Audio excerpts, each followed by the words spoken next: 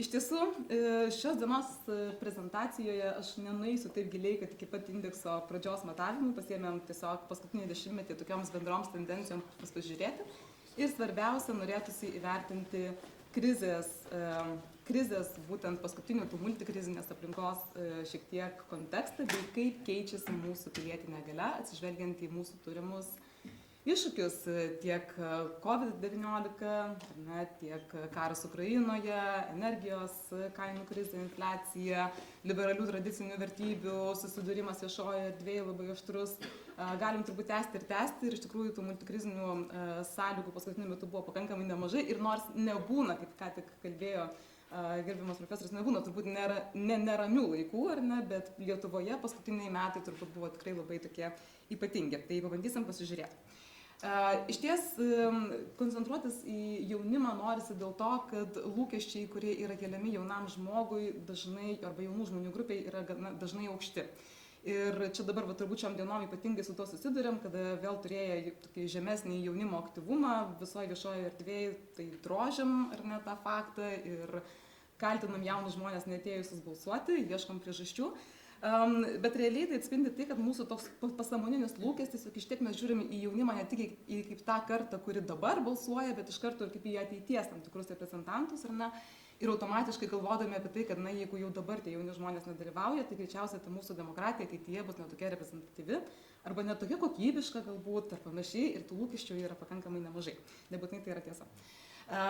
Bet pasąmoninis toks, reiškia, kirbulys atsiranda. Bet aišku, tas santykis tarp, nesame šie lietuviai ir nelabai ypatingi, pasaulyje taip pat tą santykį mąštančio ypatingai to tradicinio konvencinio aktyvumo kvestionuojame, ar ne, ir kyla klausimas apie naujo santykio su politika svarbą, apie tos piliečius kitokius, galbūt kritiškus, galbūt tos stebinčius, galbūt atsitraukiančius, galbūt ten, žodžiu, drovius ir įvairius kitus. Mes turim ten krūvos apibrėžimų, ar ne, kurie padeda. Tai truputėlį norėtųsi pasižiūrėti, tai kaip tie lietuviai atrodo. Ir nors mes turim duomenų, ir čia aš tikiu esantys tikrai yra duomenų surinkę ir skaitę, ar ne, bet dažnai mes turim tokią, pakankamai siauresnę laiko momentą, tai iš ties norėčiau šiek tiek būtent pilietinės galios indekso duomenis pritaikyti, parodant tai jaunai auditorijai, kaip kinta pilietinė galia per paskutinį dešimtmetį ir ypač atsižvelgiant į krizę, kuri davė tokį pakankamai, vėlgi, gerą kontekstą pasižiūrėti. Ar mes, pavyzdžiui, kaip jaunimas, ar ne, čia dar sugrįžtant, nebegaliu sugrįžti. Ar iš esmės, pavyzdžiui, ar jaunimas tampa neveiksnus, ar tampa kaip tik tai yra priežastis išeiti, ar ne, su savo pareiškimais ir su savo galia. Tai pabandysim truputėlį tai pasižiūrėti. Vėlgi, pilietinės galios indeksas trumpai, tai nuo 2007 metų Pilietinės visuomenės instituto skaičiuojamas tyrimas, dėja nesekantis tų pačių žmonių, bet tiesiog paremtas reprezentatyviomis apklausomis, kurios atliekamos pagal tą pačią metodologiją. Stengiamės metų gale, žodžiu, bet būna visaip išeina, pamatysit tuoj. Žodžiu, iš tikrųjų, bandom tiesiog pastebėti, ar ne, kaip kinta ta mūsų pilietinė galia.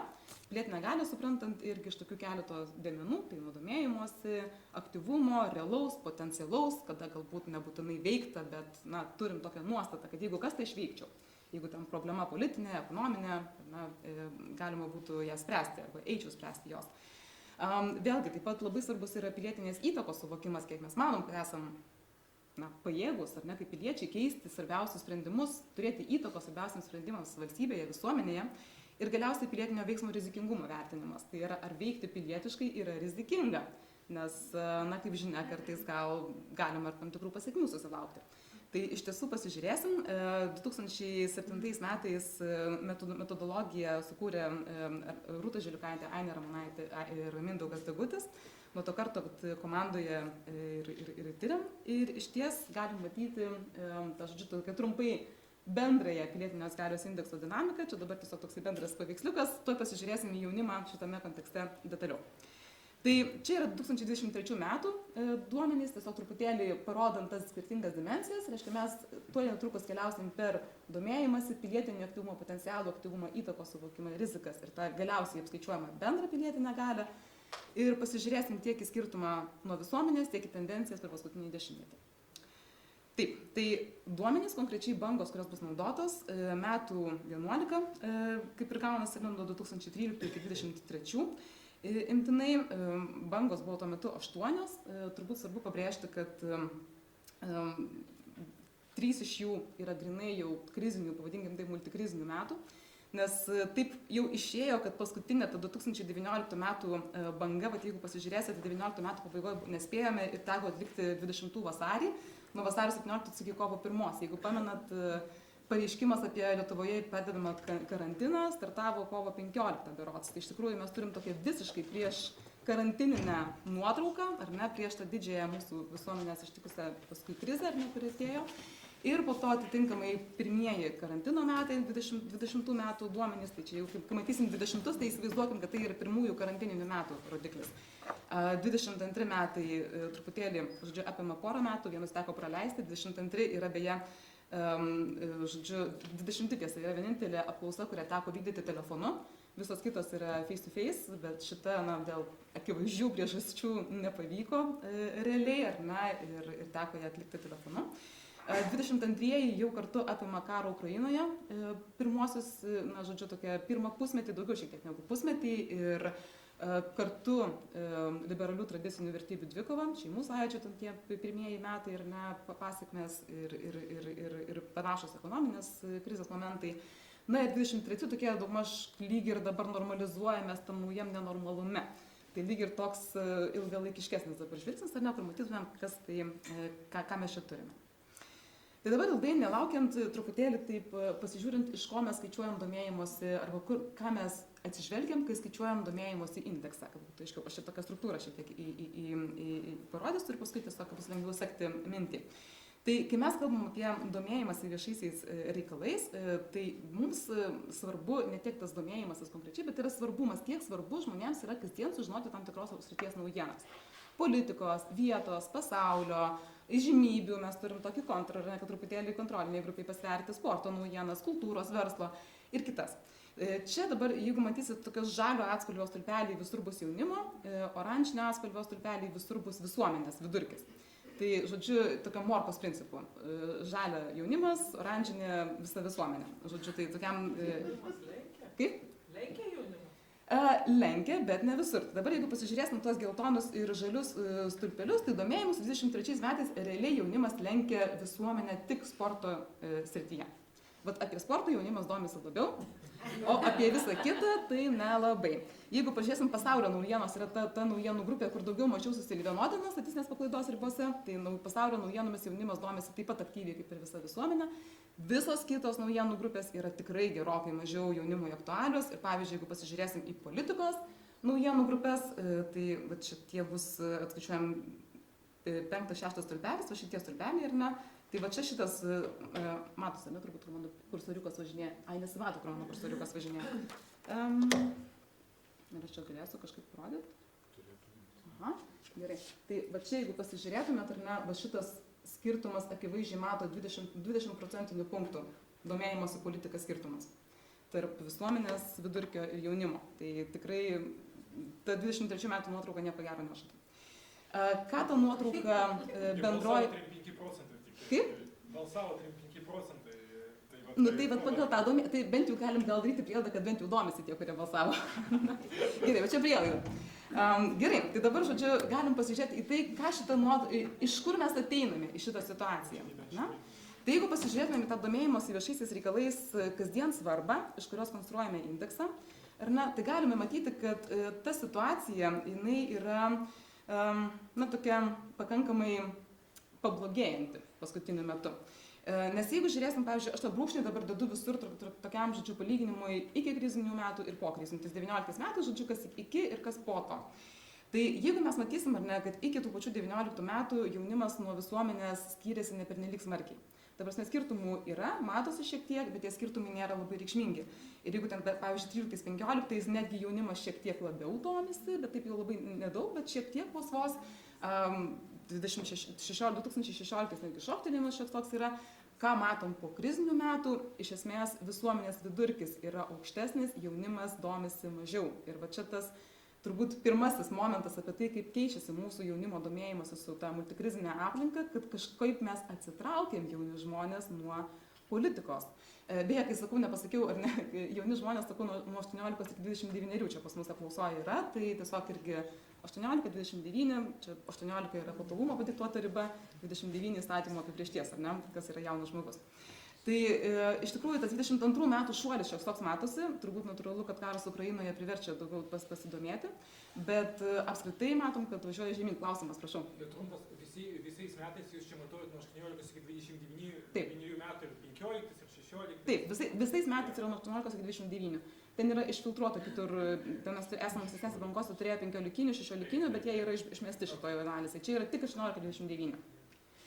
Tai va, tai žodžiu, tas domėjimosi paveikslas, kurį matome dabar, yra tikrai ne pats turbūt aktualiausias. Jeigu šiek tiek dar pailiustruojant detaliau, aš paėmiau tris iš indekso pagrindinius, tarkim, arba, mums galbūt čia aktualiausius momentus: domėjimasis politika, domėjimasis vietos naujienomis ir pasaulio naujienomis. Ir konkrečiai, jeigu pasižiūrėt per atskirus šitos momentus, tai gali matyti, kad, tarkime, domėjimasis politikos naujienomis, čia būtų ta žalia eilutė.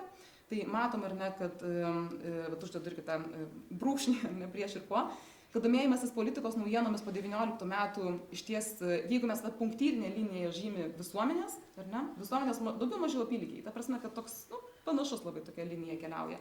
Jaunimo iš tiesų krenta žemyn paskutiniaisiais metais, ypatingai po 20. Kas nutinka su vietos naujienomis, tas pats, irgi yra važiavimas žemyn, tas domėjimasis kasdien tampa mažiau aktualus, pasaulio naujienomis paaktualėja. Tai vis dėlto tas nėra visiškai toksai ignorantiškas požiūris, ar ne, kad jaunimui rūpi pasaulis, bet vietos problemos nelabai. Tai čia turbūt irgi tokia žinutė, kuri ateina. Šiaip beje turėčiau pastebėti, kad šitie duomenys šiek tiek, mes kalbam apie domėjimąsi kasdien.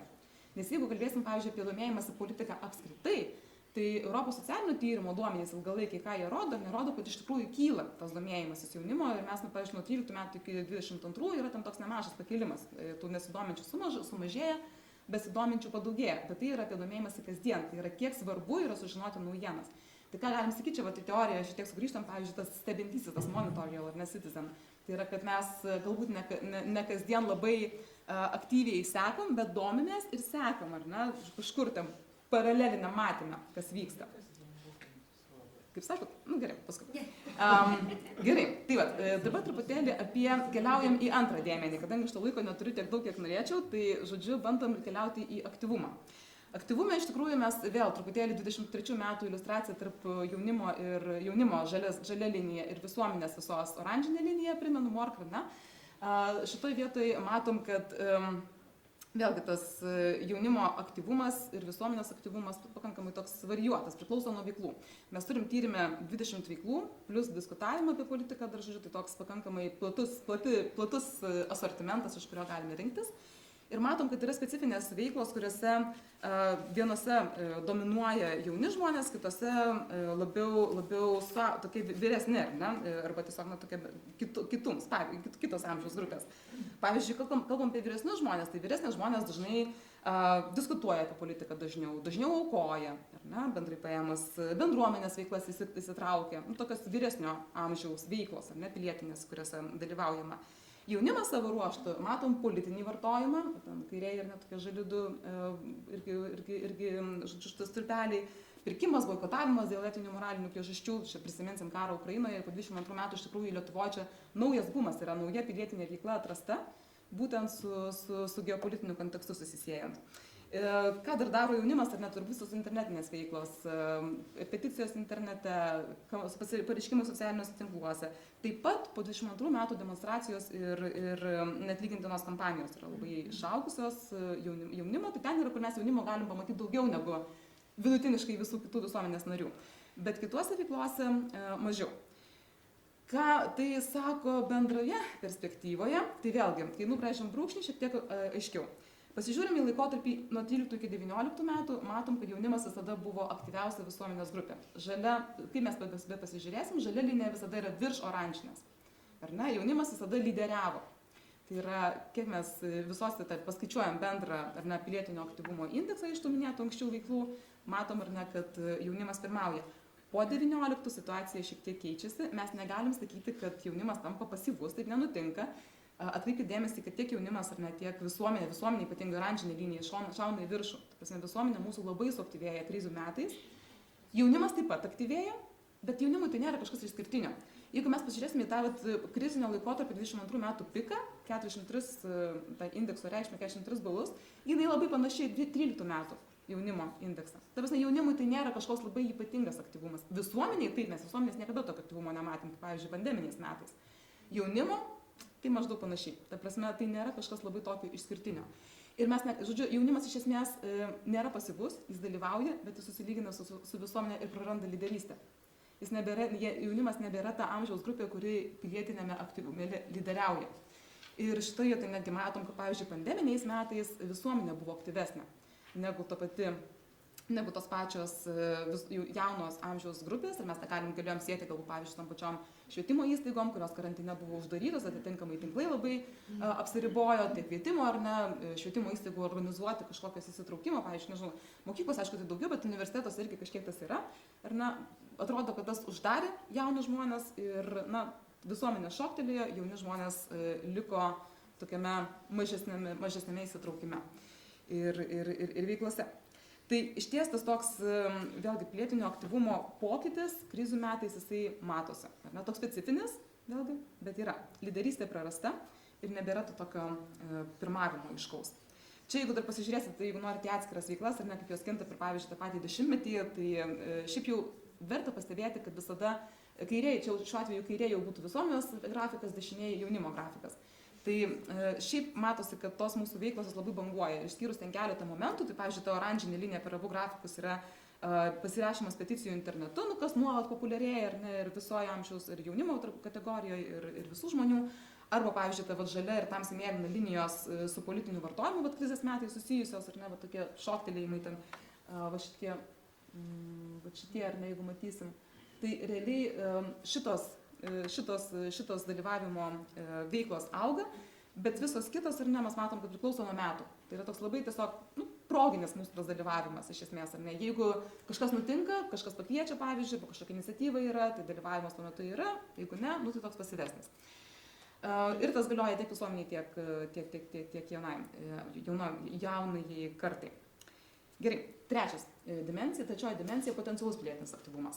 Nu, galim visą laiką teoriškai manyti, kad jeigu mes kalbam visą laiką už 12 paskutinių mėnesių, kur žmonės įsitraukia, klausim, ar ne, nu, o gal buvo tokie metai, kur tiesiog, nu, nereikėjo, viskas buvo gerai, nebuvo poreikio įsitraukti. Tada klausimas, ar ne, apie potencialų yra dalyvavimą. Tai yra, kiek žmogus turi nuostatą arba tokį nusiteikimą, kad, nu, jeigu kas, politinė problema, ekonominė, vietos reikšmės ar saugumo, aš įsitraukčiau. Ir va čia vėlgi, matom tie, žodžiu, mums rūpi tie tokie žali ir geltoni, va šitas stulpeliai, va šitos linijos, ar ne, kiek to įsitraukimo būtų. Ir ką mes matom, ar ne, kad iš tikrųjų to įsitraukimo jaunimo atžvilgiu nebūtų tiek jau daugiau negu visoje visuomeniai. Jeigu mes pasižiūrim, pavyzdžiui, į pirmus du, šiuo atveju yra politinė problema. Nu, politinė problema dažniausiai tokia mažiausiai iššaukęs, kad imčiausi spręsti arba organizuočiau, arba prisidėčiau prie tokios problemos sprendimo. Žmonės kiek mažiau jaučiasi jaukiai toje situacijoje, pavyzdžiui, kalbant apie ekonominę ar to labiau vietos problemą. Tai matom, kad čia jaunimo įsitrauktų panašiai kiek visos visuomenės, nu, tiesa, šiek tiek mažiau, bet nu, tas atstumas santykinai yra mažesnis. Jeigu žiūrime ekonominę, jaunimas jau pasyviau čia nedalyvautų. Jeigu žiūrim į vietos reikšmės, vėl tas toks atotrukis, ar ne, kad šiek tiek mažiau jaunimo trauktųsi, yra nusiteikęs prisijungti prie, organizuoti kažkokią veiklą, problemą spręsti ir prisijungti, jeigu kažkas kitas organizuotų. Bet saugumo problemoje visai smagu, jog jaunimo šitoje vietoje yra daugiau, ar ne, nusiteikimo veikti, jeigu kiltų saugumo problema. Nu, čia, aišku, saugumo problemos specifika yra kita truputėlį, čia ir su jaunystė šiaip dažniau yra susijusi, ar ne, ir apskritai tiesiog objektyviais gebėjimais, turbūt irgi reikėtų tai pasakyti. Kai žiūrim į ilgalaikę perspektyvą ir šitos duomenis, matom, kad 19 metai vis tiek žymi kažkokį pokytį. Nes iki 19 metų, panašiai kaip ir su paprastu aktyvumu, realiu aktyvumu, mes turim dvi linijas, kurios eina tik daugiau mažiau paraleliai. Ar ne, jaunimas, kuris visada yra labiau nusiteikęs, visada veikia, kaip matėm, visada labiau nusiteikęs, visa visuomenės vidurkis yra žemiau, tas pokytis, tas skirtumas yra nemažas. Kriziniais metais situacija keičiasi, jaunimas tą savo potencialo privalumą, pridėtinį tą potencialą praranda. Tai yra, jeigu pasižiūrėsim ar ne, jaunimas arba susilygina, arba kai kuriais metais net žemiau, tai reiškia dar mažiau nusiteikia sveikti negu visa visuomenė. Realiai visa visuomenė šiaip jau, pavyzdžiui, po 20 metų potencialus aktyvumas jisai krenta. Mes tas jiem, pavyzdžiui, su to pačiu 22 metų karo atneštą nežinę, nes neaišku, labai išauga. Pavyzdžiui, tų pačių, kurie atsakinėja apklausose į klausimus, atsakymai, nežinau, ką daryčiau. Nes turbūt tas artumas problemos suvokimas, kokio masto tai gali būti problemos, jos padeda suvokti savo, apmastyti tai galbūt taip labiau, ar ne, ir tokį, realų, tokį, kad, nežinau, kaip galėtų būti. Čia šiaip aišku, tas momentas yra tas, kad mes nežinom, stebėm, kad ir nukrenta ir nuo tų, kurie būna įsitikinę, kad veiktų, ir nuo tų, kurie įsitikinę, kad neveiktų, ir laikytųsi nuo šalyje. Tai ta nežinomybė nuo abiejų šiaip atsiranda. Bet tas toks, žodžiu, realistiškesnis galbūt irgi savo tų pajėgumų vertinimas. Bet jaunimui tai įvyksta ypatingai. Jaunimo krenta trečdaliu, visuomenės gerokai mažiau. Tai, žodžiu, tas potencialus pilietinis aktyvumas irgi mąžta, ar ne, krizų metais, ir to reiškia nusiteikimo veikti, jeigu kas, atsiranda mažiau jaunimo tarpe ir lyginant su visuomenė daugiau tas sumažėja negu kad visuomenės, kurios irgi mažėja. Kalbam apie ketvirtąją dimensiją, apie pilietinės įtakos vertinimą. Ar ne? Pilietinės įtakos vertinime mums svarbu, kaip žmonės išreitinguoja, kas priima arba kas turi galios tvarkant svarbiausius sprendimus visuomenėje. Ir čia turim, aišku, natūraliai tam vyriausybė, Seimo nariai, prezidentas, ar ne, biurokratinis aparatas, visas tarnautojai, merai, savivaldybių tarybos, natūralu. Ir mums labai įdomu, kur žmonės mato save asmeniškai. Ne?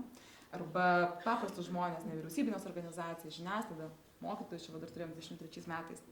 Tai iš ties, kai vertinimai, šiaip jau jaunimo yra pakankamai panašus į visos visuomenės, tik tai, reikėtų pastebėti, kad, tarkim, jaunimas šiaip jau šioje vietoje yra toks labiau savo gali įtaką mato, ar ne, kad, aš asmeniškai toks yra tas, galbūt tai, kad jis yra susiję ir su jauno žmogaus tokiu maksimalizmu, ar ne, kad aš turiu tos galios. Ir tas suvokimas, ar nes tas savos galios yra didesnis. Šiaip beje įdomu, kad jaunimas ir prezidento galės kažkodėl vienintelio didesnės mato negu visos kitos visuomenės grupės. Kitus taip pat, bet prezidentas yra kažkokia galingesnė institucija. Gal ne veltui visi penktokai nori būti prezidentais, ar ne? Tai, žodžiu, ta galingiausia figūra, matyti jaunimo akimis. Čia tokio vyresnio jaunimo čia primenu, bet vis tiek galbūt, ar ne, gal šiek tiek dar tokio išeina. O kaip tai atrodo perspektyvoje? Na, čia jau tokie pokyčiai yra mažesni, negu kad matėm anuose dimensijose iki tol. Ir apskritai įtaka, ar ne, mažėja, matom, kad po, su karu Ukrainoje 20 metais, ar ne, 20 metais sumažėja visuomeniai įtakos, vertinimas visuomenės, tos pilietinės įtakos, jaunimo ne, bet atsilikdamas per metus mažėja. Tai dabar, pavyzdžiui, mes irgi galime matyti, kad iš ties tas mažėjimas, jisai jaunimo atsiranda iš paskos. Ir nors šie pokyčiai nėra tokie ryškus kaip anose dimensijose prieš tai, matom, ar ne, kad paskutiniais 22 metais, 23, ar ne, tas įtakos matymas yra žemesnis. Vėlgi, paskutinė dimensija atskiroji, tai yra su pilietinė veikla siejamos rizikos ir galim čia matyti, ar ne, kad iš ties jauni žmonės, mes matuojam pilietinės galios indekse 5 rizikas, su kuriomis klausime, gali susidurti pilietiškai veikiantys žmonės. Šitos rizikos atėjusios iš kokybinių interviu 2005 metais darytų. Tai vėlgi tokia rizika, kad gali būti įtarinėjamas, kad galbūt čia savanaudiškai veiki, ne dėl pilietinių kažkokių motyvų, o tiesiog dėl savanaudiškų paskatų, arba tokia rizika būti palaikytam balta varna veikiant pilietiškai. Galbūt, pavyzdžiui, tas užsipuolimas, šmeižimas kažkoks, ar ne, atsirandantis. Rizika prarasti darbą, kurį šiaip jau galim pasidžiaugti, kad ilgainiui tokia vis mąžtanti yra nuo 2007 metų, jeigu pasižiūrėsim, tai tikrai mažėja, bet jos vis dar matoma pakankamai daug. Ir grasinimus susidoroti.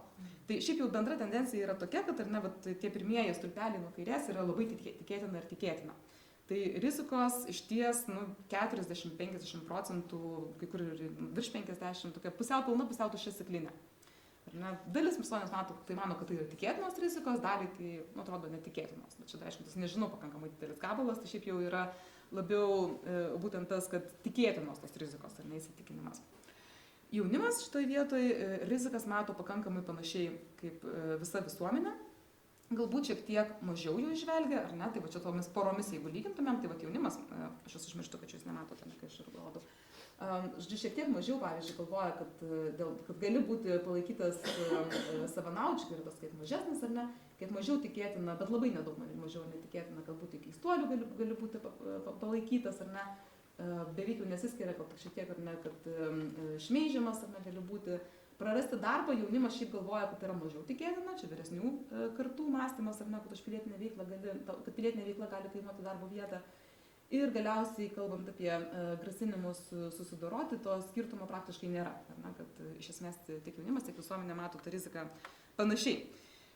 23-aisiais, ar ne, jeigu pasižiūrim į bendrą tą tokią tendenciją laikę, dinamiką, tai galime matyti, kad iš ties iki 19 metų laikotarpiu buvo pakankamai tas jaunimas vertino rizikas panašiai kaip visa visuomenė, šiek tiek galbūt mažiau, čia aukštesnė indekso reikšmė reiškia, kad mažiau rizikų matoma, reiškia tokia pilietiškesnė visuomenė, mažiau rizikų, ar ne, solidaresnė.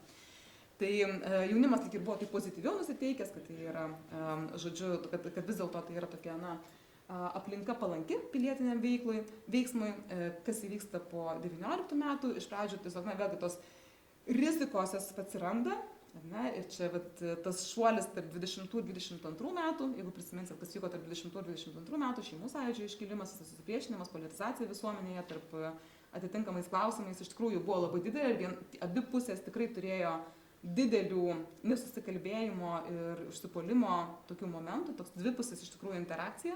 Ir matom, kad visoje visuomenėje iš esmės labai nukrito tas pilietinių rizikų suvokimo indeksas, tai reiškia, kad rizikų matoma daugiau. Ir jaunimas tų rizikų mato lygiai taip pat daugiau, kaip ir visa visuomenė. Tiesa, šiek tiek galbūt 22 metais dar buvo pozityvesnis, toksai optimistiškesnis, bet 23 už tai supesimistiškėjo. Tai toks irgi 22-23 metų galbūt ir kažkiek atsilikimas, ar ne, tarp to, žodžiu, kiek tos nuotaikos pasyvėja. Tai jeigu sudedam tuos indeksus į vieną, matom, kad pilietinė jaunimo galia po 19 metų iš tikrųjų kinta. Ar ne? Kad viena vertus, iki 19 metų mes turėjom tokį pakankamai nuoseklų paveikslą, kur jaunimas visada buvo pilietiškai galingesnė visuomenės grupė, lyginant su bendru vidurkiu. Ar ne? Vidutiniškai galingesnė. Po 19 situacija panašėja, ar ne? Kaip ir minėjom, praranda tą lyderystę, ar ne? Pilietiškumo, pilietinės galios prasme, nors ta linija jaunimo vis dar yra aukštesnė, bet jau jinai po truputį leidžiasi. Ir čia būtent tas labiausiai kritęs potencialas, ar nepotencialus pilietinio aktyvumo jaunimas yra tas, kuris labiausiai atsitraukia nuo to, o kas jeigu būtų, kad aš tikrai veikčiau. Tai yra jaunimas yra tas, kuris labiausiai krenta, tai daugiausiai lemia tą nukritusi jaunimo pilietinės galios indeksą. Įtaka irgi lemia daug, nes būtent tos savo įtakos mažesnis matymas.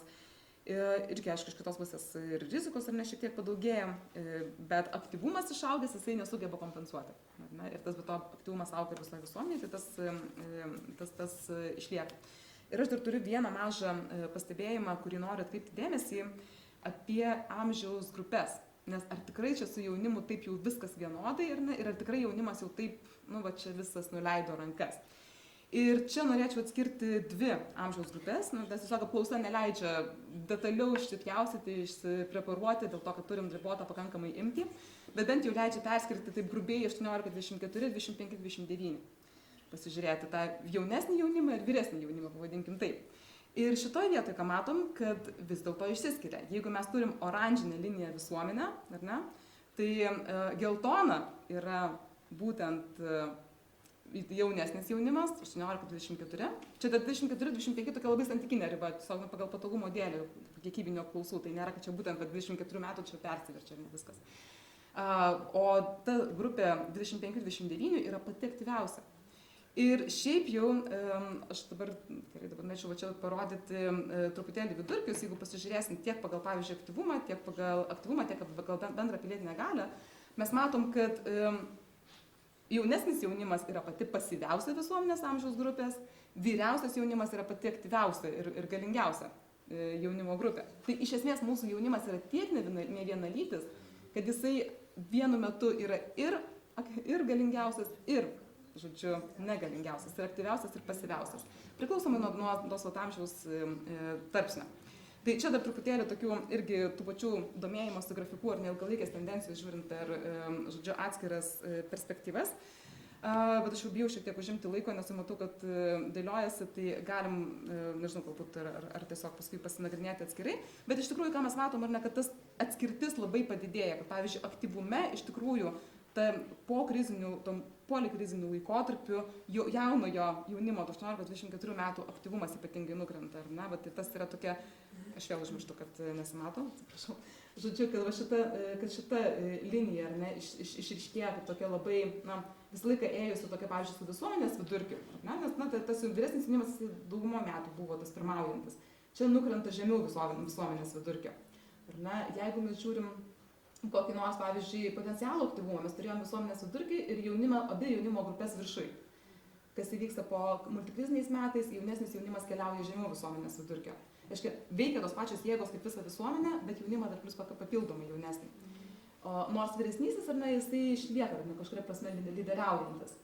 Tai tos žodžiu situacijos įskartojasi daugiau mažiau per kitas dimensijas taip pat. Čia šiek tiek, kadangi įtakos ir rizikų matymos pokyčių buvo mažiau, tai irgi matyti, bet, pavyzdžiui, tam pilietinės galios, ar ne, irgi paskui matosi labai gražiai, kad turim pilietinės galios indeksą vėliausiai tą aktyvėją vyresnio jaunimo grupę visur dominuojančią, o tuo tarpu jaunesnį jaunimą, tai 18-24, puolantį žemiau visuomenės vidurkio arba su juo susilyginantį. Tai, žodžiu, ką mes galime iš to, ar ne, turbūt pasakyti, jog iš ties tuo ikikriziniu laikotarpiu matome pokyčius jaunimo auditorijoje, kaip ir visos visuomenės, bet netgi specifiškesnius negu visoje visuomenėje. Ir būtent tas, jeigu mes kalbam, kad ikikriziniu laikotarpiu jaunimas buvo toks vidutiniškai taip šiais reikalais, to susižinojimu kasdien suinteresuotas, bet toks vidutiniškas arba kiek skeptiškesnis ar ne, rizikų atžvilgių, kad, ten pakankamai normalu yra veikti pilietiškai ir net čia mažiau tų rizikų matė negu visuomenė. Buvo toks aktyvesnis ar ne, tiek realiai, tiek potencialiai ir savo įtaką matė labiau. Tai tos tendencijos, jos koreguojasi multikrizinėje aplinkoje ir matom, kad tiek jaunimo ypatingai susitraukia jaunimo pilietinio dalyvavimo potencialas, tai yra 3 kart daugiau negu visos visuomenės potencialas traukiasi, bet jaunimo traukiasi 3 kart daugiau. Ir pilietinės įtakos valstybėje vertinimas taip pat mažėja jaunimo labai ryškiai. Mažta ar ne tas suinteresuotumas naujienomis, irgi politikos, viešo tokio gyvenimo, bet teiktų kaip dėmesio, kad pasaulyje vis dėlto išauga. Ar ne, ta naujienų grupė, kur pasaulis svarbu sužinoti kasdien tikrai. Bet turbūt natūralu, ar ne, po 22 metų tai tokio instinkto reikalų kartais turbūt tampa, galima spėti. Ir vėlgi, aktyvumas auga su karu Ukrainoje, mažiau su COVID-19. Čia šiaip yra įdomi tendencija, nes visos visuomenės atžvilgiu yra truputėlį atvirkščiai. Visai visuomeniai vidurkį, imant ir vyresnėms kartoms, būtent COVID-19 labiau aktyvumą sužadino, ar ne, tas toks bendruomeniškumas, veiklos, ar ne, kurios buvo tos daugiau tokia savipagalbos, ar ne, trajektorija. Tuo tarpu jaunimui buvo būtent karas Ukrainoje tas, na, breaking point, ar ne, bet tas toksai pralaužiantis momentas, ar ne, kuris labiau išvedė ir labiau mobilizavo negu COVID-19. COVID-19, kaip tik matėm, netgi jaunimo aktyvumo krytį, ypatingai to tokio jaunesnio jaunimo. Tai vat, tuos skirtumus galime matyti ir žinoma, 18, 24, 25, 29 skirtumai. Galime matyti, kad ypatingai tai multikrizinėje aplinkoje krenta jaunesnio jaunimo gale. Ir jeigu apie tą vyresnį jaunimą mes iš tikrųjų galime kalbėti apie tą stebintį, ar ne, tą monitorial citizen, tai apie jaunesnį jaunimą turbūt, na, šitoje vietoje jau reikėtų kalbėti apie tokias pasyvesnės kategorijas, ar ne, kada iš tikrųjų tas aktyvumo yra kažkiek, negalim sakyti, kad jis visiškai yra neaktyvus jaunimas, bet dominuojanti tendencija vis dėlto yra pasyvumas šitoje vietoje didesnis. Tai šitoje vietoje norėčiau sustot. Multikrizinė ta mūsų dimensija. Ačiū labai.